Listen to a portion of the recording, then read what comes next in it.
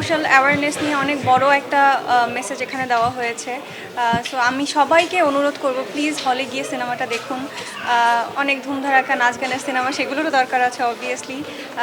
আমরা সেগুলো দেখে থাকি, কিন্তু পাশাপাশি এমনও কাজ আমাদের দেখা উচিত যেগুলো বিবেককে নাড়া দেয়, যেগুলো আমাদের মধ্যে কিছু বিবেক আরও তৈরি করে। ওই যেটা বললাম যে আমরা তো অনেক ব্লেসড, আমরা সব ধরনের স্ট্রাগল বা অবস্ট্যাকলস সম্পর্কে আমাদের ধারণা নেই। তো এই চলচ্চিত্রগুলো হচ্ছে সেই সব মানুষদের জীবনের সংগ্রাম সম্পর্কে জানান দেয় আমাদেরকে, এবং আমরা হয়তো বা এ থেকে আরও সচেতন হতে পারবো এই ধরনের সিনেমা দেখার মাধ্যমে। এই জন্য আমার সবার কাছে অনুরোধ থাকবে, সবাই প্লিজ এই সিনেমাটা হলে গিয়ে দেখবেন। নীলপদ্ম, সবাই সিনেমা হলে গিয়ে দেখবেন। তো হওয়া যাবে না যদি আসলে এই ছবিগুলো আমরা না দেখি।